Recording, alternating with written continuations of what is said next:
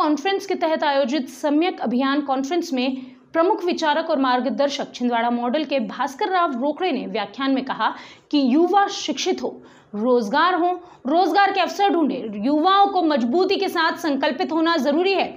युवाओं को सम्यक अभियान के जरिए एकजुट कर रहे हैं और उन्होंने पूरे प्रदेश भर में चल रहे सम्यक अभियान की जानकारी भी साझा की। इस कार्यक्रम में मुख्य अतिथि कांग्रेस के राष्ट्रीय सचिव सत्यनारायण पटेल थे।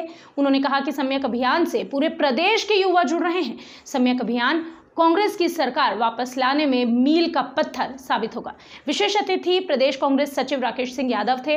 उन्होंने कहा कि मध्य प्रदेश के स्वर्णिम भविष्य की कल्पना को साकार स्वरूप प्रदान करने के लिए युवाओं का मार्ग प्रशस्त करने के पवित्र उद्देश्य से आयोजित सम्यक यात्रा में युवा अपनी भागीदारी निभाएं और नव क्रांति में उन्होंने अपना योगदान सुनिश्चित करना चाहिए। उन्होंने सम्यक अभियान को लेकर जानकारियां भी साझा की। कांग्रेस संगठन के मजबूती से कार्य करने की बात भी कही। प्रदेश कांग्रेस सचिव राकेश सिंह यादव के समर्थकों ने सम्यक अभियान को लेकर भास्कर राव रोकड़े को 50,000 रुपए की नगद राशि भेंट की। कार्यक्रम का संचालन विकास जोशी ने किया और आभार दिलीप ठक्कर ने माना।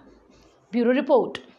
देखिए, दरअसल मैंने बेरोजगारी की समस्या पर बहुत ज़्यादा नेताओं को भाषण देते सुना और बेरोजगारी की समस्या जो विकराल रूप ले चुकी है उसका भी मैंने अध्ययन किया। कई सारे उदाहरण मेरे सामने आए।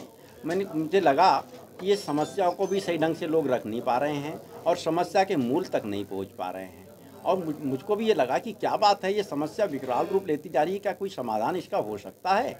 क्या समाधान बिल्कुल समाप्त हो चुका है? मैं इस पर बारीक अध्ययन करने लगा।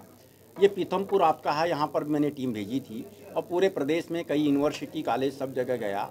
राज्य सरकार की व्यवस्थाओं का अध्ययन किया, राज्य और केंद्र की नीतियों का अध्ययन किया। तो मुझको नीतियों का अध्ययन करने पर इस बात का एहसास हुआ कि दरअसल संभावनाएं हैं, संभावनाओं पर अभी विराम नहीं लगा है। जो हमारे साथ संभावनाएं हैं, हमारे पास जो संभावनाएं हैं, उन संभावनाओं के युक्तिकरण की आवश्यकता है।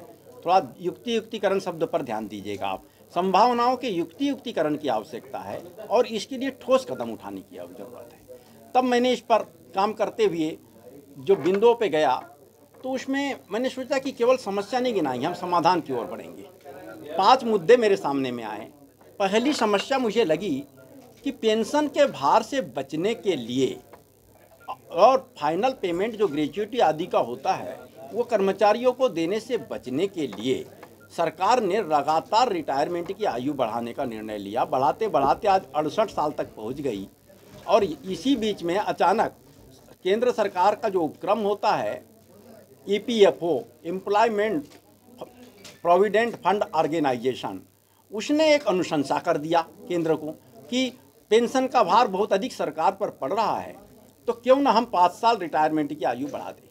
मध्य प्रदेश में पहले ही रिटायरमेंट की आयु 5 साल क्या 10 साल बढ़ चुकी है और यदि उनकी अनुशंसा मान ली जाए तो 5 साल और बढ़ जाएगी और वो बढ़ गई तो मध्य प्रदेश में 70 से 73 साल तक रिटायरमेंट की आयु हो जाएगी। मतलब अभी जो नौकरी की संभावनाएं हैं वो 10 साल बाद आएगी, तब तक नहीं आएगी।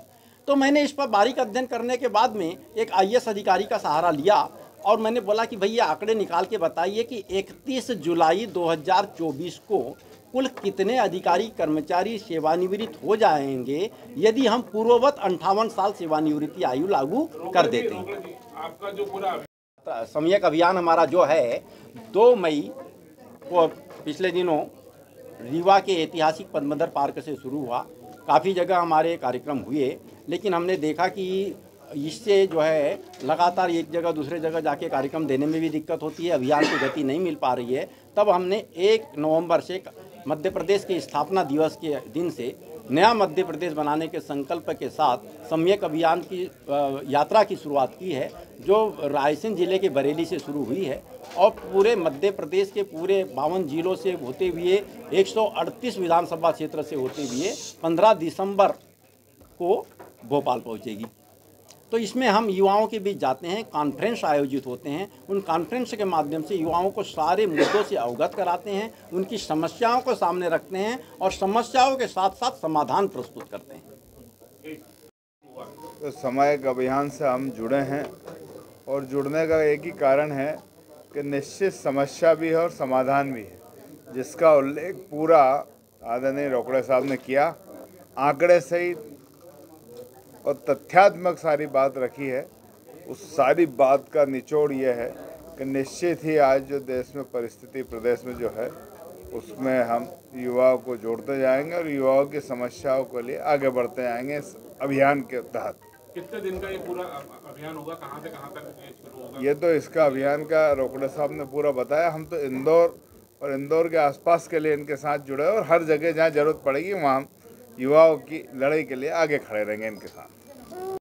जिस तरीके से इंदौर में इस अभियान का आयोजन हुआ, शंखनाद हुआ है, रोकड़े साहब ने जो हमें एक दिशा दी है कि किस तरीके से सरकार सारे जो नौकरियां वो ख़त्म करती जा रही है, आउटसोर्सिंग जिस तरीके से युवाओं की नौकरी खा रहे हैं, पैसे की दलाली हो रही है, वो सारी सरकार चाहे केंद्र सरकार हो राज्य सरकार हो युवाओं को भविष्य नष्ट कर रही है। कहीं ना कहीं इसकी जड़ में उनकी नीतियां हैं। पिछले 8 साल से देश बर्बादी की कगार पर आगे बढ़ रहा है। उसको लेके एक सम्यक अभियान आशा है कि युवाओं के बीच ये संदेश जाएगा कि जिस सरकार को वो चुन रहे हैं, जिनके साथ आगे बढ़ रहे हैं, उनका भविष्य समाप्त कर रही है।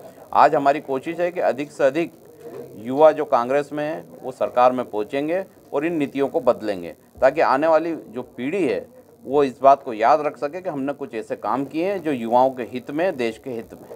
समन्वय अभियान आपने जो भी बदलाव होता है वो बिना सत्ता के हासिल नहीं होता है। हालांकि ये अभियान राजनीतिक स्तर पर नहीं चलाया जा रहा है, लेकिन हम एक राजनीतिक दल से आते हैं और निश्चित तौर पर हमारा ये कोशिश रहेगी कि जो वोट है युवाओं का वो कांग्रेस के पक्ष में जाए, कांग्रेस के हित में जाए और अनेक युवा विधायक जीत के जाएं। जैसे आज हमारा साथ दे रहे हैं सत्यनारायण पटेल जी, हमारी सबकी ये मंशा रहेगी, युवाओं की मंशा रहेगी कि आने वाली विधानसभा में वो इंदौर का नेतृत्व करें और सरकार बने तो मंत्री भी बने।